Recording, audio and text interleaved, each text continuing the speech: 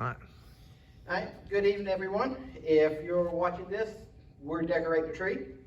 We should be over in that area putting the tree up. Though now that I said that, it's probably going to be moved somewhere else. But this is something new we're trying on Wednesday nights where we won't have regular service. So the people who are watching are going to have some type of content. We won't be live, of course. This will be pre-recorded. So going to start off real quick. We're going to be in Judges chapter 6. And we're going to be talking about one of my favorite stories in the Bible, and that is Gideon. And when we think about the people in the Bible that we would like to be, we think of John the Revelator, we think of Paul, we think of these great men of faith. And we all want to be those people. The problem is, a lot of times we're not. A lot of times we're kind of the screw-ups that get mentioned in the Bible. And Gideon is one of those people. And this story, I think, has a lot to do with us today. While most of us won't be called on to save our country from huge odds against us, we will be called on to do stuff that we probably don't particularly want to do. You work around church long enough, there'll be something you're called on to do that you would rather someone else want to do. I'm standing here. And we see this with Gideon. So, starting off in Judges chapter 6. And the children of Israel did evil in the sight of the Lord. And the Lord delivered them into the hands of Midian 7 years. So, we see this throughout the Old Testament and throughout the New Testament and even the modern times, that God will do something great for us. Them, us, all together. And that's great. And we worship God for a while. And then we start falling back into our old habits. The one that really comes to mind with me, there's a couple. After 9/11, churches were full. And then it slowly drifts away. And, on a personal note, I get seasick. I go on the water, I get seasick bad. So, last time I was on a deep sea fishing boat, I was in a little cabin there with the trash can. We'll leave that at that. But there was a guy who was much worse off than me. And he's over on the other bench laying down, making bargains with God. I never drank again. Just get me off this boat. Let us go in.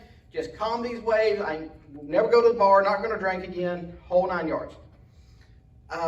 You can figure out where he went when he left the boat.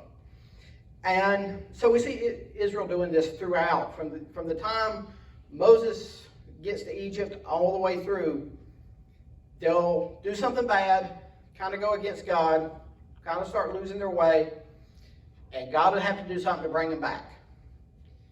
And so that's what we see here at the start of chapter 6. And so the Midian, these were nomadic, semi-nomadic people from the Arabian Peninsula, kind of near the Red Sea. And into verse 2. And the hand of Midian prevailed against Israel, and because of the Midianites, the children of Israel made them the dens which are in the mountains and caves and strongholds. And so it was when Israel had sown that the Midianites came up, and the Amorites and the children of the east, and even they came up against them. And they encamped against them and destroyed in the increase of the earth, till thou came unto Gaza, and left no substance for Israel, neither sheep nor ox nor ass. For they came up with their cattle and their tents, and they came as grasshoppers for the multitude. And they came, and their camels were without number, and they entered into the land to destroy it. So these people would come in. They didn't really invade and conquer Israel. No use going through all that trouble. They would wait until it was harvest time, and then they would come in. And they would take everything. They would take all the stuff that was in the fields. They would take all the animals. They would even bring their own cattle and their own camels and let them graze over Israel. So even the grass in the field would be taken with them. And so this goes on for 7 years. And we see Israel, they're afraid. We'll find out there's a lot of these people coming. And they're in the mountains. They're in their strongholds and forts. They've kind of fortified up, and they're, think the Alamo type deal. They're just kind of waiting, for these people to leave. The Bible says it's like grasshoppers, locusts. They would just come and pick the ground clean. In verse 6, and Israel was greatly impoverished because of the Midianites. And the children of Israel cried unto the Lord. And we see this again, like we were talking about earlier. They do something to mess up, and God does something to bring them back in, and we see here them calling out for the Lord to help them. In verse 8, and the Lord sent a prophet unto the children of Israel, which said unto them, Thus saith the Lord God of Israel, I brought you up from Egypt, and brought you forth out of the house of bondage. And I delivered you out of the hand of the Egyptians, and out of the hand of all that oppressed you, and drave them out from before you, and gave you their land. And I said unto you, I am the Lord your God, fear not, and fear not the gods of the Amorites, in whose land ye dwell, but ye have not obeyed my voice. And there came, we'll stop there. So here's what Israel kind of does with this. They go into Canaanite, to the promised land, and there's people there, and they have some other gods. The religions around that area, I think I'm going to get this word right, polytheistic. They had a bunch of gods. Israel, the Jewish religion, they were monotheistic. I think I got those words right. The Jewish religion had one God. The other ones around them, they had a bunch of gods, and they would swap them around. This will come into play in a minute. And so Israel comes in and goes, well, we can still worship our God, and we can worship all these other ones. That's what everyone else around here is doing. And of course, we know that God doesn't work that way. He tells us in the Ten Commandments to have only one God. He, tells us multiple times. And Israel will start worshiping these other gods around. And we see here where God tells them, like, I told you not to do this. So, verse 11 is where we meet the main character of the story, Gideon. And it came an angel of the Lord and sat under the oak, which was in Ophrah, that pertained unto Joash at the Abiezrite, and his son Gideon threshed wheat by the winepress to hide it from the Midianites. So we have Gideon, and this winepress he's in, these would have been typically fancified holes in the ground. And if you've ever seen the old I Love Lucy thing where she's stomping the grapes, that's kind of what a wine press is. And he's threshing wheat in there. Now, looking up the thing of threshing wheat, this is where you separate the wheat from the chaff. And I've never done it, but looking into it, apparently it's a tough thing under good conditions. I found things where in certain developing nations, the way they will do this in modern times, will spread this stuff out on a road and let cars run over it. And Gideon's trying to do this in a hole. So, and in verse 12, and the angel of the Lord appeared unto him and said unto him, The Lord is with thee, thou mighty man of valor. Now, picture yourself, Gideon. He's hiding in a hole. And this angel comes up to him and goes, The Lord is with you, you mighty man of valor. Most of us aren't going to be too believing in that, are we? I mean, we get honest. When we're scared and we're hiding, we're not going to believe how brave we are. And we'd like to think that in those times that we always think God is with us, but how many times, we have the old poem of the footprints thing, where were you, And throughout the times, we do have those crises of faith. We like to think that we don't, but, and if I say we, remember I'm talking about me as well. We all have those moments. And we see Gideon's response here. And Gideon said unto him, O my Lord, if the Lord is with us, why then is all this befallen us? And where be all the miracles which our father told us of, saying, did not the Lord bring us up from Egypt? But now the Lord hath forsaken us, and delivered us into the hands of the Midianites. And the Lord looked upon him and said, Go, in this thy might, thou shalt save Israel from the hand of the Midianites. Shall I not send thee? Now, that's kind of a hard pill to swallow. You think of Gideon, he's standing down here in a hole, and he's looking up at this angel, and he's going, all right, God, or where's God at? If he, they brought us out of Egypt, our grandfathers and our fathers told us all these stories, but I'm hiding in a hole so these guys don't take all our food. Where's God at? Where's these miracles that we heard so much about? And the angel goes, you. And again, that's kind of a tough pill to swallow. And, again, we've never been asked to go out and save our country from, invasion, but you work around in church long enough, like I said, you hear that. Someone should do something about this. This needs to be done. Well, what about you? Oh, maybe I shouldn't have said anything. But I said it's kind of tough. And, we see this in our lives. A lot of times we're not the great men of faith that we wish we were, or that we like to think we were.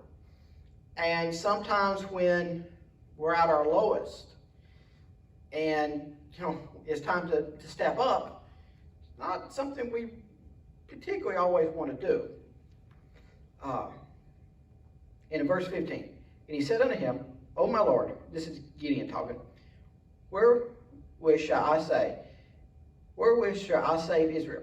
Behold, my family is poor in Messina, and I am the least in my father's house.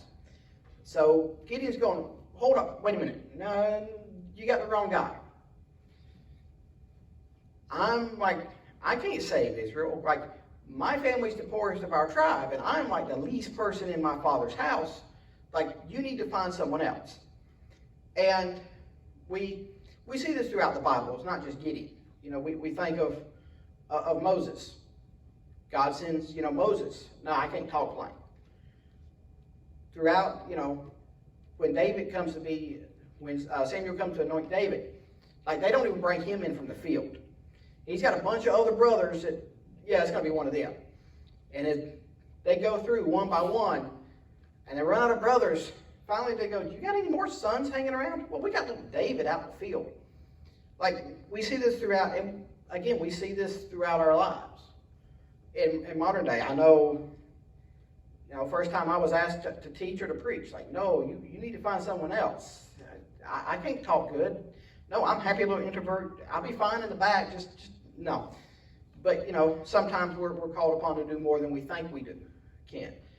And, we're called on to grow more than we might not want to sometimes.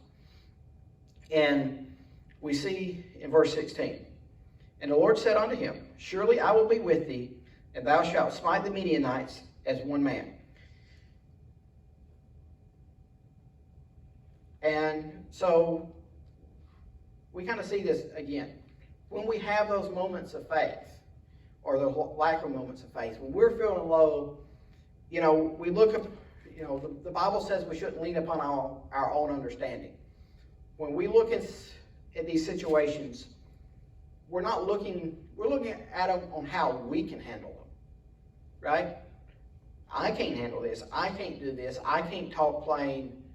I'm the less of my family. I'm happy little, we're looking at the things I can't do. And this is the wonderful thing about God, is that doesn't matter to him. 16, and the Lord said unto him, Surely I will be with thee, and thou shalt smite the Midianites as one man. What we see in those moments, we hear with Gideon, with Moses, throughout the Bible, through our own lives, when we have those crises of faith, we see God being with us. We go back again to that old poem about the footprints. Well, that's where I carried you. This is a situation where we come up lacking. That's, God doesn't. God is the one who carries us through this. God is the one who's going to handle it when we can't. But then again, as we see Gideon getting ready to do, we also kind of doubt that sometimes. And he said unto him, If now I have found grace in thy sight, then show me a sign that thou talkest with me, and depart not hence, I pray thee, until I came thee, and bring forth my present, and set it before thee. And he said, I will tarry until you come again. And Gideon went in and made ready a kid and an unleavened cake with an ephah of flour. And the flesh he put in the basket, and he put the broth in a pot. And he brought it unto him under the oak, and presented it. And the angel of God said unto him, Take the flesh and the unleavened cakes, and lay them upon this rock, and pour out the broth. And he did so. And then the angel of the Lord put forth the end of the staff that was in his hand, and touched the flesh and the unleavened cakes. And there rose up a fire out of the rock, and consumed the flesh and the unleavened cakes. And then the angel of the Lord departed out of his sight. So we see this angel tell Gideon, don't worry, God's going to be with you. And Gideon goes, that's good. You wait here. I'm going to go get my offering, my present. And he goes and he makes a cake of unleavened bread. And my understanding, this would have been a big cake. And he kills a small goat, and he brings it back. And the angel tells him, all right, put it on this rock. Now take the broth and pour on it. And then the whole thing catches fire from the rock and consumes. I don't know if you've ever built a campfire. It doesn't work with rocks. You kind of need something else to set them off. This is a bona fide miracle in itself right here. And so, again, looking at it in our own lives, how many times do we have this same thing? For myself, those of you who know me know that I've had some involvement with youth ministry. And when that came about, it was one of those things where things start coming into place and falling into place to allow me to do that. And there was nothing but the hand of God in that for all that to come in, to fall into place. And I knew that going in. This wasn't something that I just came up with. You can see the puzzle coming together for us to start this. And first time we were going to teach, it was a dumpster fire. That's probably an insult to dumpster fires, but it was bad. And we had literally had a month's worth of lessons planned. And we went through them in about 45 minutes, 30 minutes. And at this point, I'm having one of these Gideon-like crises of faith over in the corner. God, nobody's listening. I am convinced that, y'all ever seen the Peanuts, the Charlie Brown, when the adults talk, the womp, womp, womp? Yeah, I'm convinced that's what we sound like. And to be honest, that's what we would have sounded like to me if I was one of the teenagers in that room. And I'm praying, oh my God, that we might have made a mistake here. I thought this was the right thing. And we were studying David. We got to the part of David and Goliath. And it was my turn to teach. So my part was when David comes out of Saul's tent and he reaches down there's this body of water. The King James Bible calls it the brook. And he reaches down into the brook and he gets these stones. Well, I explain it, I read it, and then I explain it, and I think I called it a stream or a creek or something to that effect. By that time I hear, stop. We had a girl in our class at the time whose name was Brooke. No. It is not the stream. It is not the creek. It is no other body but the brook. You must call it the brook. I'm like, thank God, someone is listening. And I meant that with complete heartfelt. Someone was actually paying attention. I don't know how much they got out of it, but it wasn't a total disaster like I was thinking it would be. And as far as answers to prayers go, I am convinced that is a lot of times we think of answers to prayers taking a long time. That is one that took about 2 minutes. And I am convinced that that's what that was. That, Yeah, okay. God, I get it. This is, be quiet. I know you put this in place to get myself out of it. And, yeah, like I said, we see this with Gideon, who, has this crisis of faith. And this isn't something, a lot of people look at the Old Testament, this is stuff that happened a long, long time ago. Well, this still applies to us today. And you would think we would have learned. I mean, we have the book and all. You think we could have figured this out. I think it says something about us that the Old Testament still is relevant as it is. But, again, I'm still having problems with this stuff too.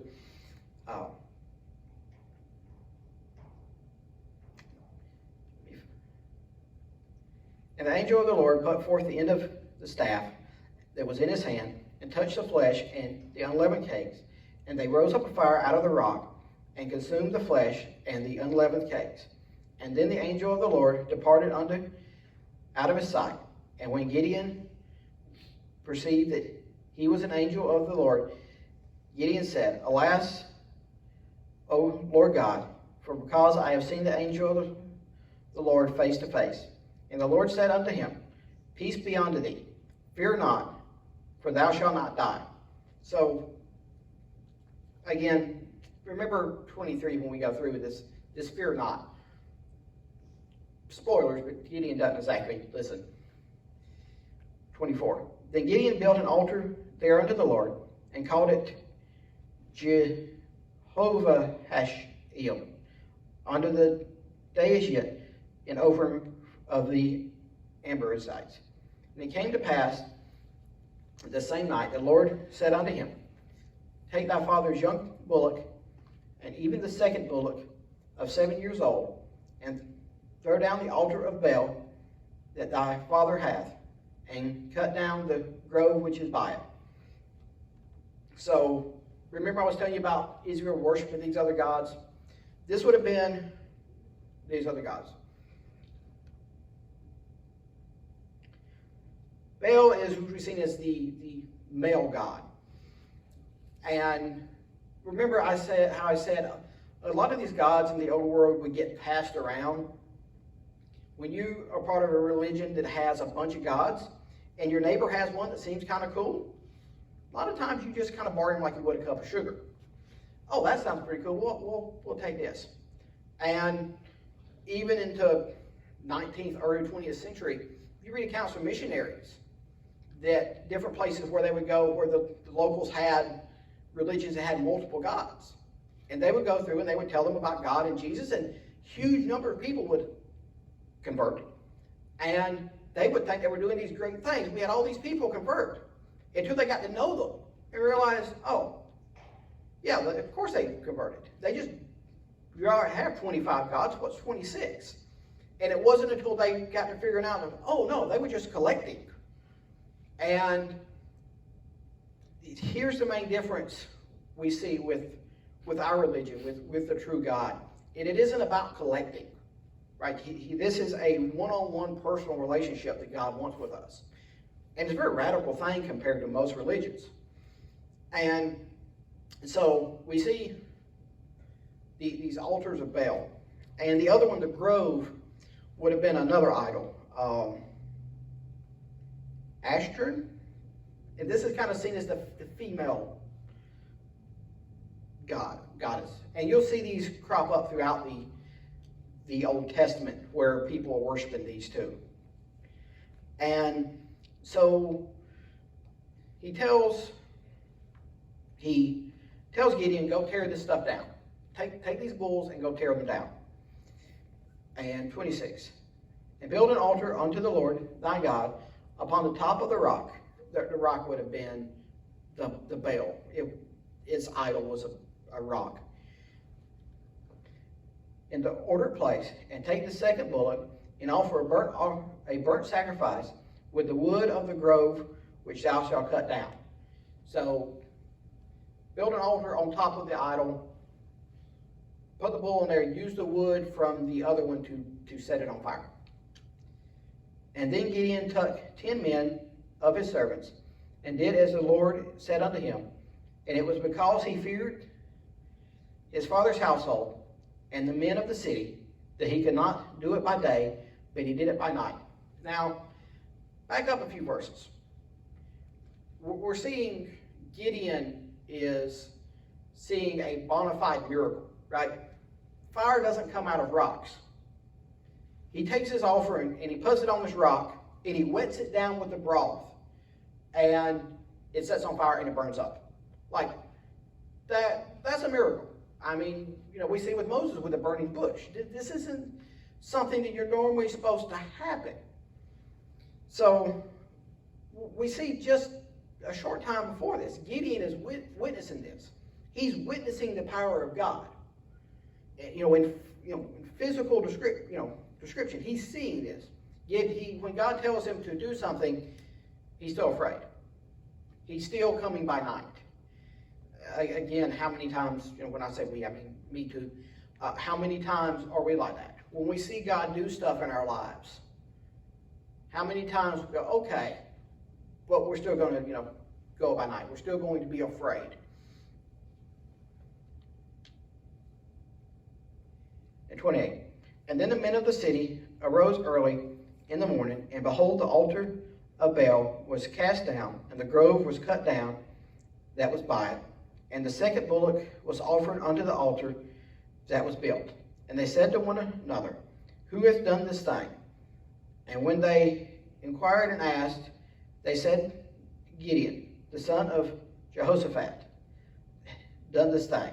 And the men of the city said unto Joash, Bring out thy son, that he may die, because he hath cast down the altar of Baal, and because he hath cut down the grove that was by it.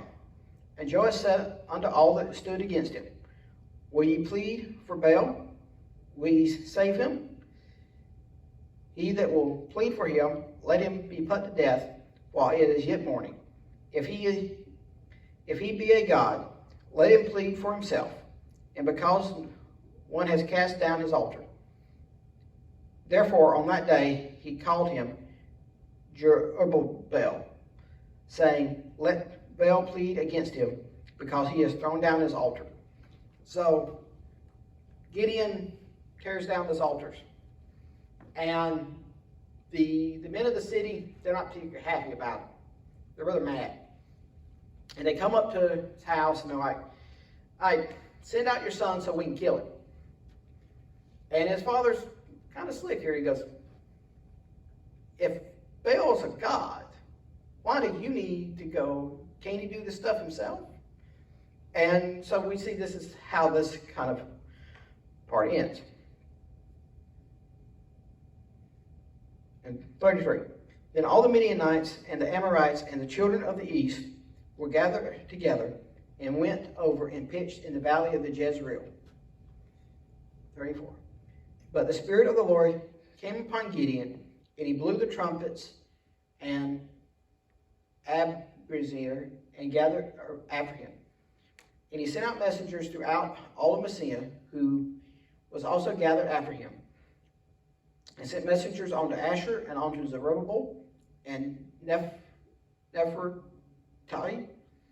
and they came upon to meet him. So we see the Midianites come back. And so Gideon starts gathering up these people from the tribes around him. And he starts gathering up his fighting force, his army. And Gideon said unto God, If thou wilt save Israel by my hand, as thou hast said, behold, I will put a fleece of wool in the floor, and if the dew is on the fleece only, and if be dry upon all the earth beside, then shall I know thou wilt save Israel by my hand, as thou hast said. And it was so. For he arose up early on the morrow, and thrust the fleece together, and wringed the dew out of the fleece, and a bowl full of water. And Gideon said unto God, Let thine anger not be hot against me, and I will speak but this once. Let me prove, I pray thee, but this once. Will the fleece let it now be dry, only upon the fleece, and upon all the ground let there be dew. And God did so that night, for it was dry upon the fleece only, and there was no and there was dew on all the ground. So we see Gideon. He gathers up his army and he goes, all right, God. He goes, you said you were going to deliver Israel by my hand. And Gideon's still kind of nervous with this. And he goes, I got this fleece here. He goes, let me put it on the ground, and if it gets wet and all the ground is dry, then I'll know that what you're saying is true. And so he does. And God humors him. And sure enough, he gets a full bowl full of water out of it the next day. Well, for Gideon, this isn't quite good enough. He goes, well let's reverse this process. Let the fleece be dry and the ground be wet. And so God humors him again. And again, the thing comes to pass. The thing is dry, the ground is wet. So again, looking at Gideon, kind of us, how many times are we like that? When we see this, on a bigger thing with Israel, of like we talked about earlier, they would screw up, God would save them, they would screw up again, on throughout. And again, how many times are we like this? I can think of multiple times that, even after I see God do good stuff in my life, I still, when things get bad, try to, lean on my own understanding. And, how many times do we need those signs again? How many times do we need our faith bolstered again? Again, it's something we shouldn't need. We should understand, God is with us. We see Gideon in the first part of this, seeing that miracle, the stone burning, the fire coming out of the stone. How many with us see a miracle of salvation? When God saves us, like, that's a bona fide miracle in itself. There's no reason he should do that. Just the fact that he loves us, just the fact that he wants that relationship with us, he gave his son to die on a cross for us and rise again. Again, that's a bona fide miracle we each as Christians see. Then why do we need repeated stuff? Again, I'm as guilty as anybody, and more than some. We're much like Gideon, aren't we? And this is one of the things that, it does kind of impact us, even in this modern day. So, moving on to chapter 7. Then Jerubbaal, Gideon, who is Gideon, and all the people that were with him, rose up early and pitched before the well of Haran, so that the host of the Midianites were the north side of them, by the hill of Moriah in the valley. And the Lord said unto Gideon, the people that are with thee are too many for me to give you the Midianites into your hands, lest Israel vaunt themselves against me, say, my own hand hath saved me. So, put yourself in Gideon's shoes. He's got this group of people, kind of a large group, and God goes, no, you got too many men. Now, we've already seen, and we'll see again, where it talks about how many people the Midianites had. There was a bunch of them. They were already outnumbered with this big group. And God's telling them, no, you've got too many men. If you go with this bigger group, Israel will go, oh, look what we did. They won't say, look what God did. They will lean to their own, they congratulate themselves. They won't worship God.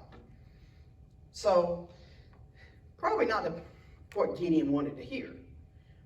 I imagine it was quite unnerving to be the commander of this army. And God's saying, no, there's too many men. Typically, you want more men than the other guy. That's typically how that works. In verse 3, now therefore, go to proclaim in the ears of the people, saying, whoever is fearful and afraid, let him return and depart early from Mount Gilead, and there returned of the people 22,000, and there remained 10,000. So you're sitting there, you're Gideon, and God tells you, got too many men. Go tell anyone who's afraid, going home. you got to wonder if Gideon didn't want to go home at this point too, but he goes and tells them, and 22,000 people leave. That's over 2/3 of his army. He's only left with 10,000. And the Lord said unto Gideon, the people are yet too many. Bring them down unto the water, and I will try them. Try thee there. And it shall be that of whom I say unto thee, thou shalt go with thee, and the same shall go with thee. And of whomsoever I say unto thee, this shall not go with thee, the same shall not go. So he brought down the people unto the waters, and the Lord said unto Gideon, every one that lappeth of the water with his tongue, as a dog lappeth, he shalt thou set by himself. Likewise every one that kneeleth down upon his knees to drink. And the number of them that lappeth, putting their hand to their mouth, were 300 men. And all the rest were the people bowed down upon their knees and drank the water. And the Lord said unto thee, by the 300 men that lappeth will I save you, and deliver the Midianites into thine hands, and let all the other people go every man unto his place. Now they get down to this body of water, and he tells people to drink. And 300 people, there's 300 guys reach down in the water, get a handful of water, and drink it to their mouth. The rest of them kind of stick their head in the water. And the people who pick up the water are the ones that get to go. There's 300 of them. And the rest are sent home. And on face value, this seems kind of a weird way to pick people. But if you really get to think about it, it makes sense. These 300 probably would have been his best warriors. Because you think about it. If you're reaching down and you're drinking water, you'd have your head up. Situation where the enemy comes at you, you've got time to respond. The other people, if you got your head down in the water drinking, well, the enemy comes upon you. You don't really have time, and honestly, he don't even have to get his sword bloody. Just get his foot wet. Just, hold you down to the bubble stop, and he's got you. So these would have been, probably his 300 most switched on guys to begin with. Find my place again. So the people took victuals in their hands and their trumpets, and they set all the rest of Israel, every man, unto his tent, and retained the 300 men, and the host of Midian, which was beneath him in the valley. And it came to pass that same night that the Lord said unto him, arise, go thee down unto the host, for I have delivered it unto thine hands. But if thou fear to go down, go thou with Purah, thy servant, down to the host. And thou shalt hear what they say, and afterwards shall thine hands be strengthened to go down into the host. Then went he down with Pharaoh, his servant, and unto the outside of the armed men that were in the host. So that night, got his 300 guys. God tells him, all right, go down to enemy camp and take a listen. If you're afraid, you can take your servant with you. And he takes the servant with him. And the Midianites, verse 12, and the Midianites and the Amorites and all the children of the east lay along in the valley like grasshoppers for multitude.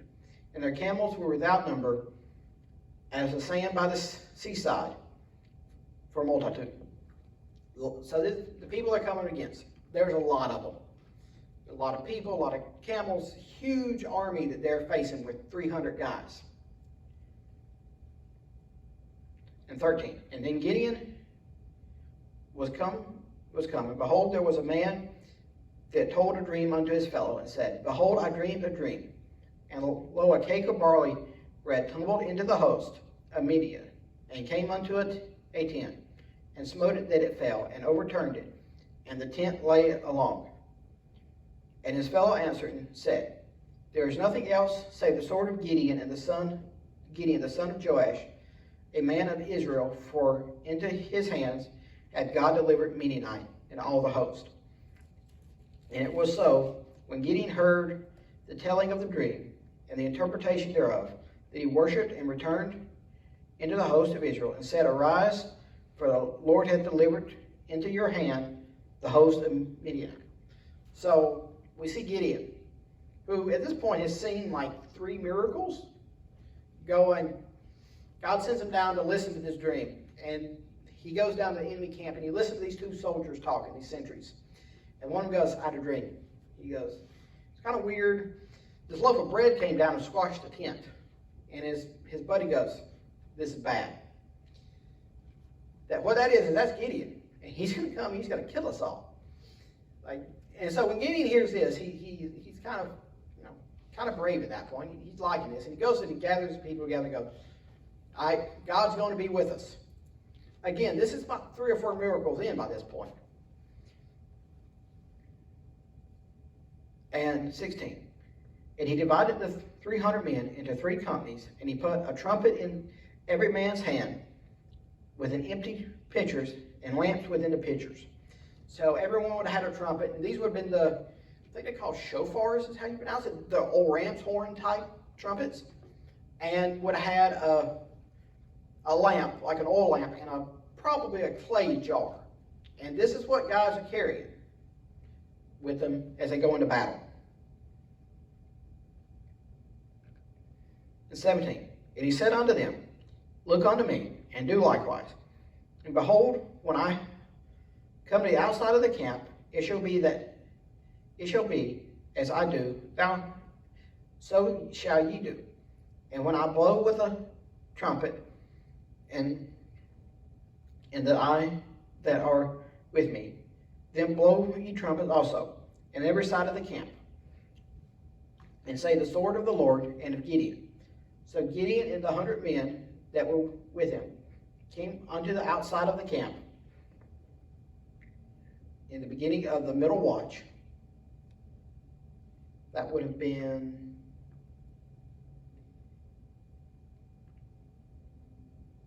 midnight, if I've got that right.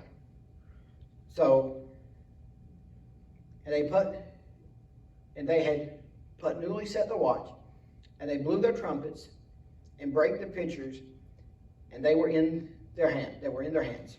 So you've got this huge camp of people. You've got these 300 people scattered out around it. They've got the trumpet, and they've got a clay jar with a lamp in it. Now, picture yourself as one of these sentries for the enemy camp. So this was the second watch. I mean, you've probably been asleep. You just got woken up, go stand out, watch for enemies, and it's really dark, right? Today, when we go out at night, it isn't that dark. We have light pollution from lights of the cities and stuff. You got to go way out in the middle of nowhere to get this dark. And so you're out there, and you're just woken up, and we see from these other sentries, you might be scared. I mean, standing out in the dark can be kind of scary in itself. And all of a sudden, you hear these trumpets start all around you. And all of a sudden, these lights start coming up. This would have been kind of a scary thing to witness. Let me find my place. And the 3 companies blew their trumpets and braked the pitchers and held the lamps into their left hand, and the trumpets in their right hands, and blew withal. And they cried, The sword of the Lord and of Gideon. And there stood every man in his place around the camp, and all the host ran and cried and fled. And the 300 blew their trumpets, and the Lord set every man's sword against his fellow, even throughout all the host. And the host fled to Beth Shemethan in Zerthan, into the border of Abel Meth-Hoathland. I'm sure I've butchered every one of those. Unto Tabith. So notice here it doesn't mention yet of the Israelites having a weapon. They're not talking about swords or spears or any of those. They have a lamp and they have a trumpet. And God does the rest. When it talks about the Lord set every man's sword against his fellow, even throughout all the host, meaning The enemy was killing themselves. What today we call friendly fire. But they turned their sword against each other. And you can imagine you're running around in the dark. There's lights going off. There's trumpets blaring. And you see some guy running at you. Yeah, you're scared. And you got a sword. And there's some other guy. You can see he's got a weapon. Yeah. And so we see these great multitude flee before Israel. And of course, we see this as a miracle. Because 300 men cannot defeat that big of army. It doesn't work. It just doesn't. And we'll see through the rest of the chapter that we're getting them pursue, and then they call reinforcement, pursue, and defeat them. But we see here with Gideon, looking at it in our own lives, how many times are we in the same boat? Maybe not with these consequences. Maybe not this big a thing. Yes, in our own little world. Or our own little piece of it, rather.